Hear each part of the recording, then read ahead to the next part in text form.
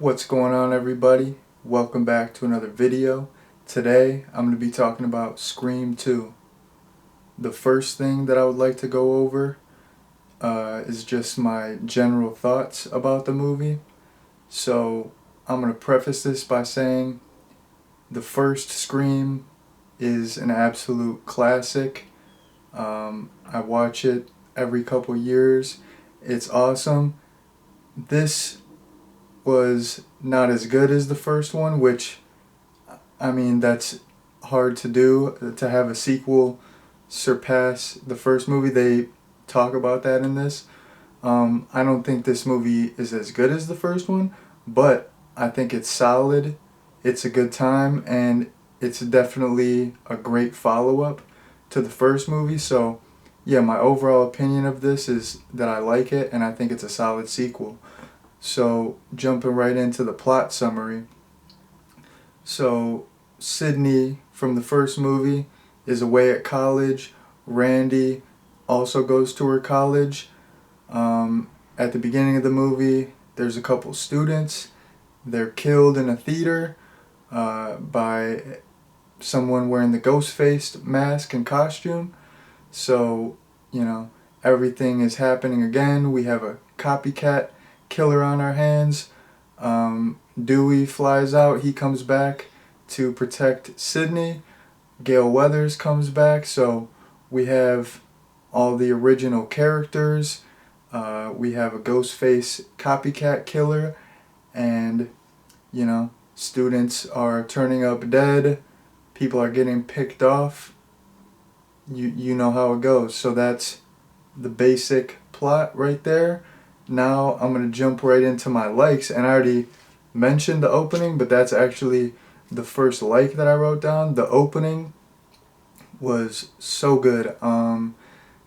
It opens up in a theater, so actually in this movie they made a movie called Stab that's based on the events of the first movie, which I thought was crazy because there's quite a few movies based on true stories, but they're loosely based off true stories, and usually you don't see movies based on true stories that just happened, and where like the people are still alive. So that's pretty crazy, but I think that's a cool concept that they have a movie about the events of the first movie. So anyways, these two characters are in the theater. Some stuff that I like about it is the theater experience seems crazy. Everyone has ghost face costumes on. They're going crazy. They're cheering whenever, you know, a chick gets topless in the movie. They're cheering whenever there's a kill. They're cheering. They're giving out free ghost face costumes, which I was thinking, like, how do they even make a profit if the ticket's only like $10 or something? Probably less back then. And then they're giving away free ghost face costumes. Like, how are they even making a profit? But I just thought that would be so cool to be there, like if the theater experience was like it was in the movie, because everyone was just going crazy, having a great time. They got a little free costume with their ticket, so I thought that was a pretty cool opening sequence. And another thing that I like about it, this isn't like directly related to the movie, but the first two deaths they did parody in Scary Movie. So um, Omar Epps' character gets a knife through his head, and they parodied that in Scary Movie with this glory hole scene, which is absolutely hilarious. And then Jada Pinkett Smith gets killed in the theater, and they make fun of that in Scary Movie, where I think the character's name is Brenda. She's just like on the phone talking during the whole movie, and all the other characters are getting super mad and they stab her a bunch of times. So I mean, that's iconic stuff, classic stuff. Scary Movie rules. So had to bring that up because, like I said in my review of the first one, since I've seen Scary Movie, after I've seen all these, I always make the connection when I'm watching those scenes, and I'm like, I always think about the parody scene. Um, Another thing that I liked is you have all the original main characters are returning, so that's pretty cool. Randy comes back. I love Randy. Um, there's this film class scene towards the beginning, and it's absolutely awesome. They talk about sequels and how sequels are usually inferior films, but they're like arguing like that Randy is saying that sequels are usually inferior, and then the other classmates are bringing up examples of movies, like of franchises where the second movie is better than the first one.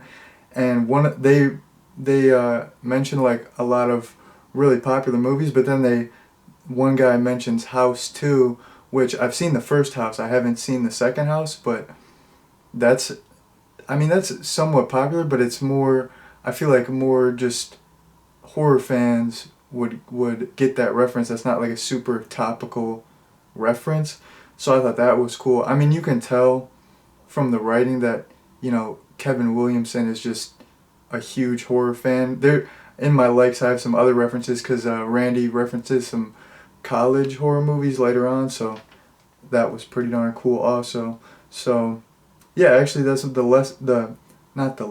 that's the next thing that I wrote down for my likes is, so Ghostface calls Randy, and Randy's mentioning all these college horror movies.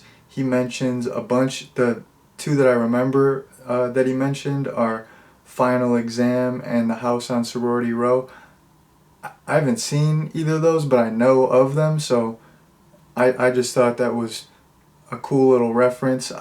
Because that's something that I really liked about the first movie, is all the references to other horror films, and that's also why I like that film class scene, because they're referencing horror films and they're talking about movie tropes and how sequels are usually worse, or oh no, sequels are better, whatever. I absolutely love that stuff. That's like what I can't speak in these effing videos. That's what the Scream franchise is all about. The characters talking about the movies, kind of talking about movie tropes. So I loved all that stuff. And then the last thing that I wrote for my likes is that the reveal of the killers was really good. So this is, yeah, spoiler territory. One of the killers, it's two killers. One of them is Billy Loomis's mom, and the other one is just a fellow student there. And the student's motive is that he's going to blame the movies, and he's going to go to trial and get away with it, and he wants fame and all that. I thought that was a pretty darn cool motive, and I thought that was pretty clever. It, like I said earlier, these movies, they play with movie tropes, and they kind of comment on movies in general and life and stuff like that. So I thought that was pretty good commentary, pretty fresh, pretty darn cool.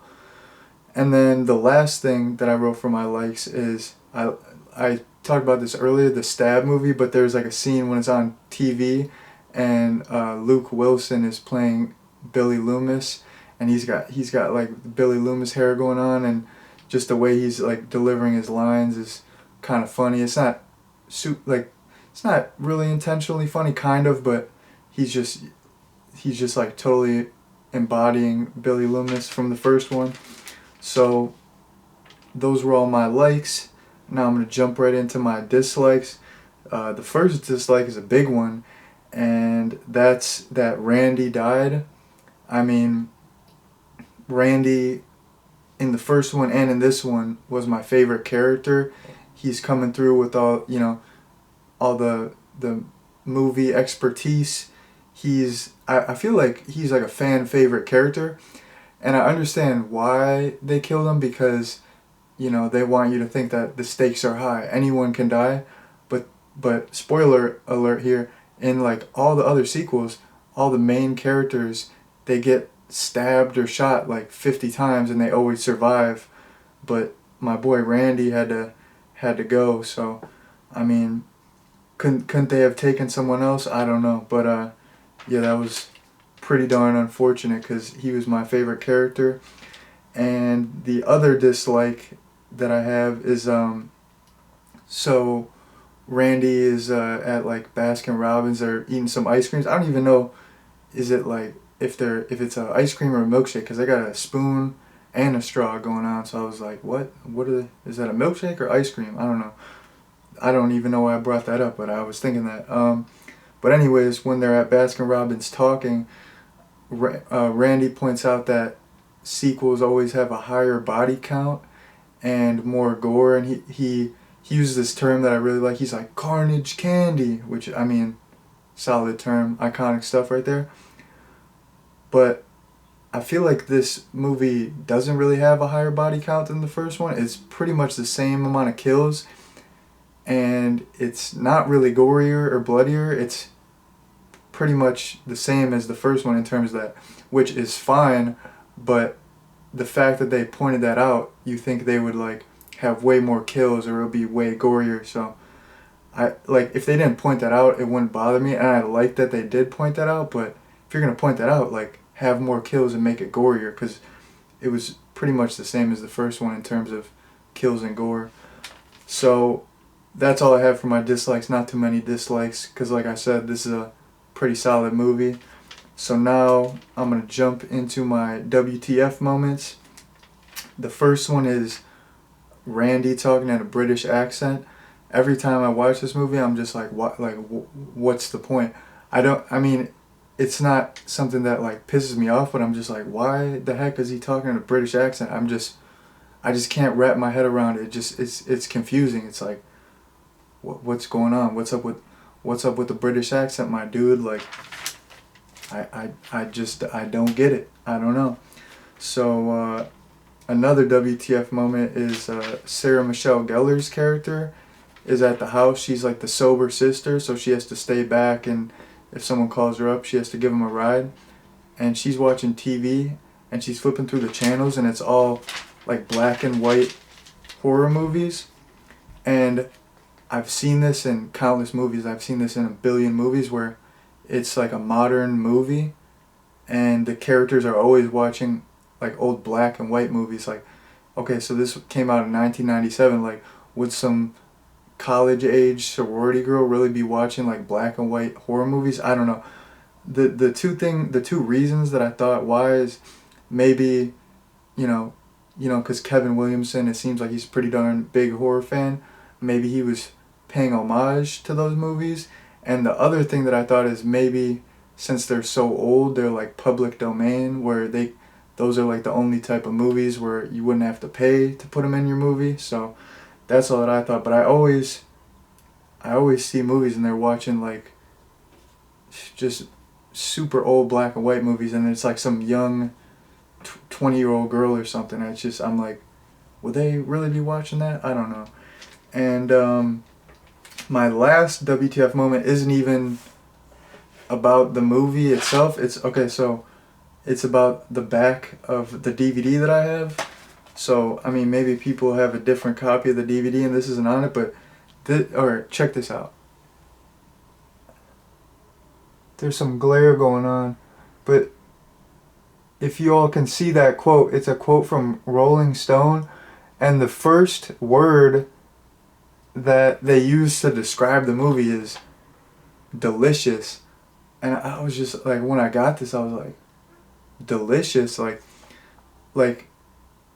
there's so many words you could have used to, like the other, they said delicious, diabolical, and fun. Diabolical and fun, I feel you. This movie's diabolical and fun.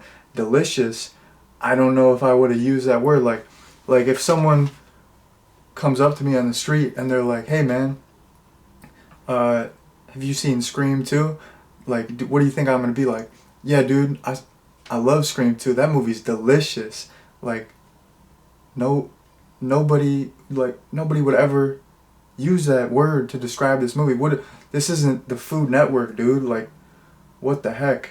I don't know what these individuals were smoking when they wrote that, but like right when I got this, I actually got this recently because I had 1, 3, and 4, Scream 1, 3, and 4 on DVD, and this is the only one that I didn't own. I don't have the new ones, but yeah, out of like the original 4, this is the only one that I didn't own, so had to pick it up because wanted to review it and stuff. But yeah, that was a big WTF moment. Yeah, this I guess this movie is delicious.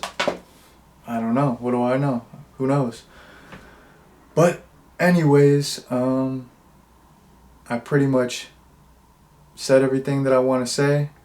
As far as a recommendation, I would absolutely recommend this movie. If you're a fan of the first one, this is a super solid follow-up. The story's pretty good. The kills are decent. The characters are pretty darn good as well. So yeah, I would definitely recommend Scream 2 if you haven't seen it. Definitely go out and see it. But yeah, that's pretty much all I have to say. So thank you all for watching, and peace out.